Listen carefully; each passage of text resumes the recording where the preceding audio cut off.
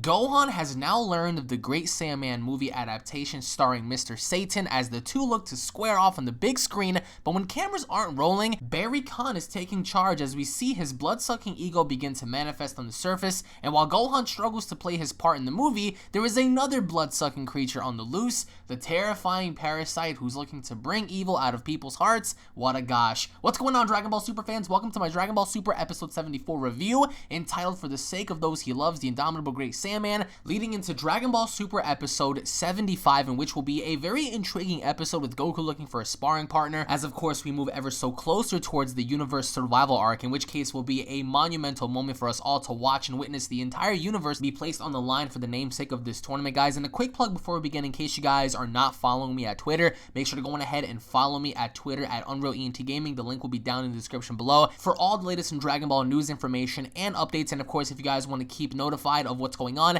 make sure to follow me at Twitter. And of course, if you guys are new to this channel, be sure to hit that subscribe button on your way out, and don't forget to turn on notifications. That way you guys yourselves are notified of whenever a Dragon Ball discussion, review, or gameplay video is posted on this channel. Your feedback and of course your support really means a lot to me, so be sure to go on ahead and spread the word about the channel, guys. It really means a lot to me. So we finally kick it off with Gohan having to continue his role in playing as the Great Saiyaman stunt double, while Barry Khan takes charge of Great Saiyaman in the actual movie adaptation. Now, again, I understand that certain people don't like filler, and the episode kicked off right where we left off with Jocko attacking Gohan, but even prior to that, I feel as if certain episodes in Dragon Ball Super so far, in terms of filler, are definitely not needed. However, I think that this establishes Gohan as not being so much of a wuss, especially after what had happened. So like I said before, we kicked the episode off right where we left off with Jocko trying to shoot at Gohan, and Gohan having to respond by saying, "Hey Jocko, it's me, Gohan," and Jocko replied by saying, you know, "It's no time to eat now," whatever. And then Jocko's like, "Wait, what's with the lame outfit?" Because he finally realized that he's been shooting at Gohan,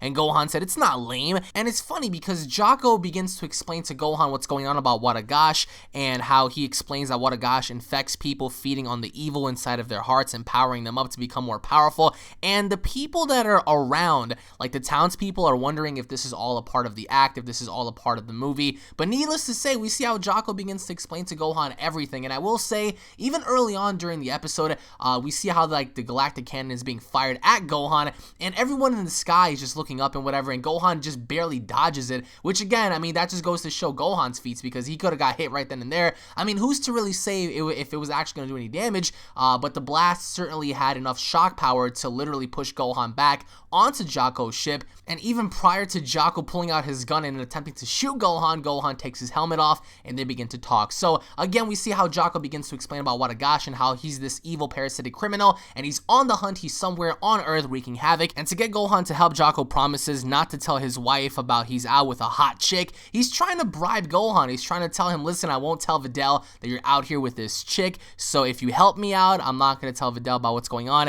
And it turns out that once again, we get Gohan to agree, and they're trying to stop Watagash, and we get a little brief glimpse as to what Watagash does, and it seems like this guy is actually able to legitimately cause someone to become very powerful, because we saw a prime example of when he infected this one person, and you know, that person was wreaking havoc, and we see Watagash in the vents, in the sewers, and it looks like Diaboromon. It looks like Diaboromon back from Digimon, and it's really funny to see how such a small organism can pose to be a huge threat. So we see how the girl doesn't think that a superpowered guy like Gohan can understand how a powerless idol like her actually feels about being in a situation like this, and Gohan actually says, actually, there's plenty I can't do either, but he does his best for the, you know, sake of his wife and his daughter. So, you know, we see how they're going over their lines. Even while Gohan's trying to keep her safe, Gohan is trying to go over her lines, and you can tell like this girl kind of likes him, but Gohan again is trying to talk about, you know, how he has a wife and he has a daughter, and they're really trying to go over this like whole script thing. So we go back to see how there's a flashback with Barry Khan and this girl when they were going over their lines and how they were rehearsing, and we see how this girl ultimately was set up by Barry Khan to get compromising photos of her with Gohan to create a scandal. So ultimately enough, Barry Khan is using this chick to get to Gohan because he's extremely jealous of Gohan, that he's trying to get Gohan out of the picture. And Barry wonders as to why Gohan can fly. You know, can he be the real thing? Is he the real Saiyaman? And they continue to practice over their lines, because we see how the girl, she does like Gohan, and you can tell as they're going over their lines, she doesn't really want to create a scandal that goes against her own judgment, and we see how she begins to talk to Gohan while they're trying to go over this, and again, she feels sorry sorry, and she begins to tell Gohan about what's going on, and she feels sorry for Barry having to resort to fraud based on the idea that Barry Khan has very low confidence. And then we see Gohan confront Videl, and we see how Videl is kind of upset with Gohan, but then again, like, you know, Gohan's kind of like wondering like what the hell is going on, and you know, Videl doesn't seem to buy it because Gohan's not that kind of person to, you know, see these pictures, because we see pictures, you know, of Gohan with this girl, and obviously enough, someone has, you know, presented compromising evidence of this, which was Barry, and it's kind of messed up to see that because he's trying to blackmail Gohan. He's, you know, showing off pictures of Gohan with this girl even after she kissed him, but it's not like it really matters because Videl does not buy into the idea that Gohan would cheat on her, so she ultimately tears the pictures up in front of Barry Khan, and Barry vows to get revenge on those, you know, meddling Saiyaman and whatever, you know, and that's when, you know, Wadagash is actually coming into play to infect him, because obviously enough, based on, you know, last week's preview, we get to see how, you know, Wadagash turns Barry Khan into like Brock Lesnar, and I think it was pretty cool when, you know, Barry Khan put his hands on Gohan, and Gohan legitimately just pushed him into the wall, and we see how Barry is vowing to get revenge. He's very angry on the idea that Gohan, you know, is, you know, the Saiyaman, and, you know, we see how Barry wants his position, and then all of a sudden, we see Wadagash slowly creep up behind Barry Khan, and he finally begins to infect him, releasing the evil in his heart. Some people might say it was very similar to how Baby used to do things, although it wasn't as cool, but we see how Gohan later on begins to explain to Videl about these photos, and, you know, he's being ambushed by Barry, ultimately enough, just because Barry wants him out of the movie. So all of this entire episode was focused on Barry trying to get Gohan out of this movie, out of the picture, out of the way. That way Barry Khan can ultimately be the star of his own movie, of his own show, doing things the way he wants and not having to abide by Gohan and his poses and the way he feels, you know, Great Saiyaman should be portrayed. And it's sort of like, you know, Baby in essence. I just think that Baby did it a lot better. And we see how Videl, you know, she doesn't turn on her man. You know, Videl sticks by Gohan, so that's pretty cool to see. But then towards like the middle half, towards the ending of the episode, we see how Barry Khan begins to, you know, transform and mutate, and this evil that's inside of Barry Khan begins to manifest on the surface. And then we pan back over to Pan. Pan is sleeping, and Gohan feels really bad about this because Gohan knows people are out to blackmail him, and then all of a sudden the wall breaks down, and here comes Barry Khan, aka Brock Lesnar. He grabs Gohan, he's chucking him against the wall, and, you know, this kind of like raises tons of questions as to how powerful Barry Khan is in comparison to Gohan, because Gohan was getting chucked, you know, through the wall, pretty much getting knocked unconscious. And then we see how Barry Khan begins to take Pan, and he can fly too, mind you, so that was pretty weird to see. And, you know, we see how Barry Khan takes Pan and he puts her on top of this building, and we see how Gohan, when he wakes up after finding out, he vows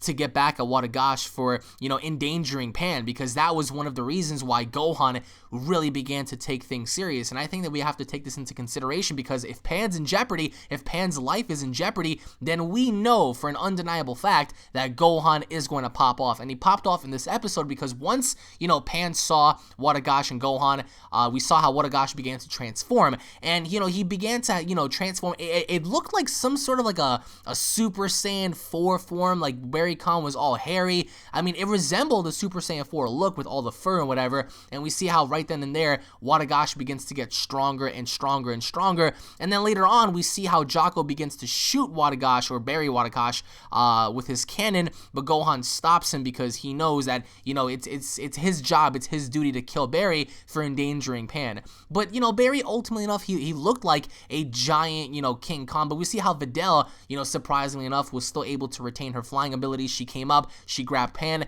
and finally it was Great Saiyaman versus Wadagash infecting Barry Khan. And we see how, you know, Barry Khan began to evolve more and more and more and more, and we saw how his power began to rise more, and we saw how his body began to change, which kind of leaves you, you know, wondering to yourself as to how strong Wadagash can truly make someone be. And then all of a sudden, Wadagash turns Barry Khan into this giant monster like that's roaming the city, which was insane, because now we have television reporters and everyone on the street wondering if this is real. Barry Khan is massive, he's trying to attack Gohan, and Gohan looks like at the time he was having a bit of difficulty, and we see how Gohan finally becomes Super Saiyan, you know, down the line after the episode nears its end, because we really didn't think that we were going to see Gohan become a Super Saiyan. But we see how Videl and Pan are the only ones that are cheering Gohan on, and, you know, Jocko tried to do his thing, he tried to play his part, but Gohan vowed that this was his fight. He wanted to be the one to finish off, you know, Barry Khan by himself. And we see how, you know, even after that, the fight gets more and more intense because after Gohan became a Super Saiyan,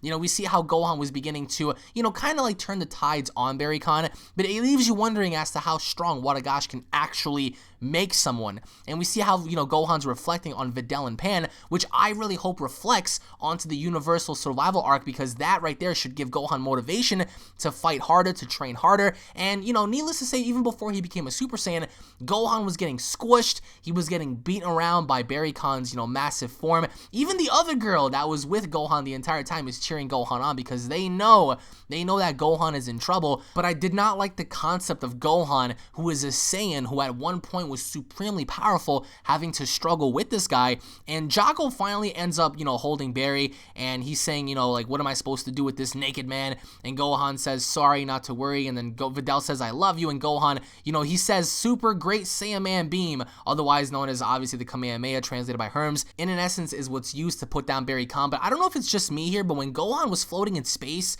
before he became a Super Saiyan, you know, that reminded me a lot of Batman versus Superman, where Superman got nuked in the sky, and then finally, like, you know, he regenerated and he came back down from the heavens. That's exactly what that one scene in this particular episode reminded me of, because we get to see how Gohan became a Super Saiyan in space. He came down as Super Great Saiyaman, you know, having to, you know, channel his energy behind his helmet, and he finally unleashed, you know, the beam that put Barry Khan down. Again, I'm not too fond of this episode having to, you know, feature that, or having to be solely about Wadagash getting the upper hand on Gohan, because despite what level Gohan is at, Gohan should be able to easily be able to level down Khan. But we see how Khan begins to power up, we see how Gohan begins to power up. You know, he channels his energy in the form of a Kamehameha wave, Barry Khan channels his energy in the form of some I-beams, and we see how Gohan gets the upper hand on Barry Khan, and that is ultimately enough the end of him.